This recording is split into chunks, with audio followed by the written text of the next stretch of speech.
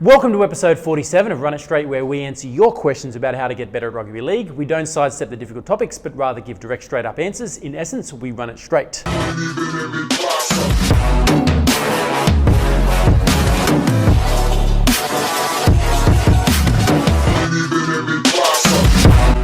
All right, let's jump straight into our first question. All right, what's the best way to get fitter and faster as a prop in the next 7 weeks for Harold Matt's trials? Cutting it fine. Yeah, 7 weeks isn't a lot of time, is it? That's not a lot of time, and there's not a lot of physical qualities that you can improve, but you know what, fitness is one of those that you could actually make a pretty significant difference on in 7 weeks. I would start by testing where you're at right now so that we know that we have that as a starting point. It could be like a Bronco, it could be a 1.2, test it out, yeah? Yep. Next, start doing cardio. Now, without knowing, because there's not really a whole lot of detail there, what your current activity levels are, you know, it's hard for us to be able to give you a specific plan because, you know, shin splints can play into it. If you've been exercising, doing a lot of running, obviously there's going to be a lot more resilience that's built up in the soft tissue that's going to be able to handle it. If you haven't, then you need to go slower. Your body weight's going to play into it. You know, if you're a front rower, he did say he was a front rower. He's a front rower, yeah. But he didn't give us a weight though, did he? So I'd imagine he'd be probably on the heavier side as a front rower. Yeah, so look, I could say a generalised plan would be to run 3 to 4 days per week and to do off feet on the other days. Yep. I'll let you have a say in a minute on that. Yep. Now, on those running days, I'd change it up between 1 to 2 steady state, maybe for the first 4 weeks, to bring your cardio base up if it's not already up, which you'll establish by doing your testing. And on the others, it'd be a mix of shorter work. So, you know, interval work, MAS runs, Bronco variations like broken Broncos and Bronco countdowns, and also, you know, game-like fitness drills, obviously, so that you can do well in the game. Remember, you're training for the game, for the trial, you're not training for a test. Like I like our pyramid drill that we use. With your off-feet stuff, you're looking at bike, rower, cross trainer, boxing, assault bike. Yeah, you want to have a... Yeah. Now, as Joe first pointed out, 7 weeks is cutting it fine, but the one thing you could probably improve on and get a big improvement on in the next 7 weeks is your cardio. Like we've seen it time and time again. We've had boys cut minutes off their Broncos within 7 weeks. Easy. To be fair, they have trained extremely hard for it. One of the things Joe just mentioned is body weight and body composition. Improving that, so getting into probably a little bit of a calorie deficit to trim off some body fat leading into the trial is going to help massively. Even if it's like a kilo or two? A kilo or two, that makes a huge difference. Your leg speed will pick up, and just moving around at a kilo lighter will make a huge difference, not only in the trials and in your fitness, but in the game as well. Oh, 100%. So yeah, broken Broncos, long, slow cardio days are very important as well, going for a 6 or an 8K run. You've mentioned you want to get faster as well, so training speed qualities, you know, doing your sprints, short sprints, 10, 20, 30 metres. He did get faster as a prop. Yeah. Well, look, what you said before as well, losing body fat's going to help him with that. Yeah, exactly. So yeah, doing and integrating that into a plan, as Joe said, you know, have 4 days. You've got 7 weeks, so for the next 7 weeks, I'd prioritise that more than anything else, so get fitter and faster. Your strength might improve a little bit, but as you said, you just want to get fitter and faster as a prop. You want to stand out, you want to last a long time on the field. That's probably the best way of getting it done. Perfect. Okay, next question. Do you have any advice for a centre? For being the best centre in the comp or just an overall beast? It's Harold Matts this season and I want to stand out.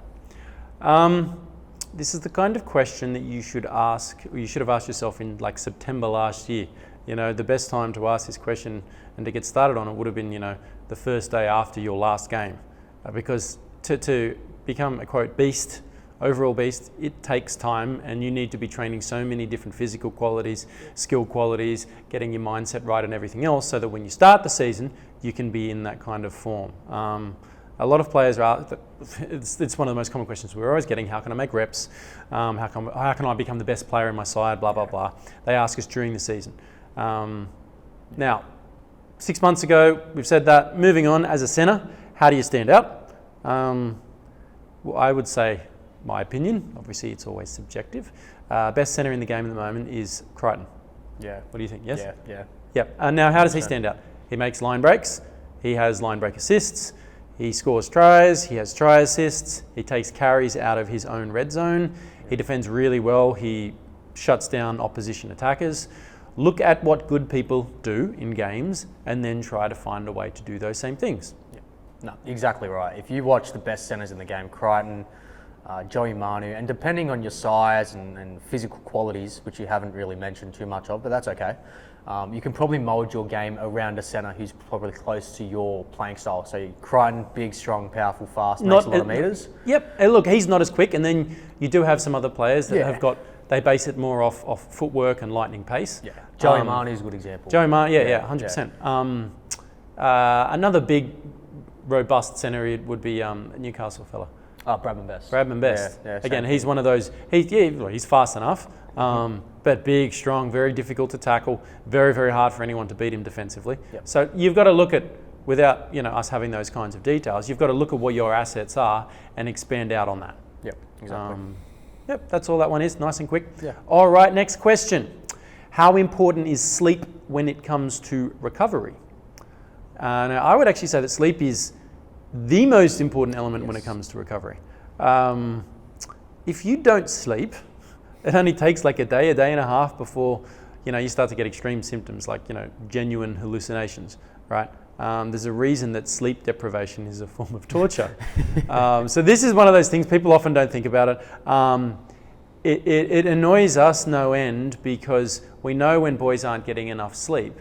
It's not because the time isn't allocated, it's because they might lie down with their phone. Let's say it's 9:30 or 10 at night or something. You know what, I'll just watch a couple of videos, I'll have a bit of a laugh for 10 minutes and put it down. And then 55 minutes later, they're still lying there and they're still doing the death scroll. And so they're not getting the adequate sleep. And then they tell us and their parents, he's not getting enough sleep. Same old story. Yep. You know what, have a look at his phone and you see that he's been up from 10 until 11:40 on his phone. The settings, if you've got an iPhone, you just go into battery settings and you can actually see exactly the hours you spent and what hours you're spending that time on the phone. Now, I had a little bit of a look, and believe it or not, it's actually easier to go without water than it is without sleep, right? The longest I found someone who went without water who went without sleep was 11 days.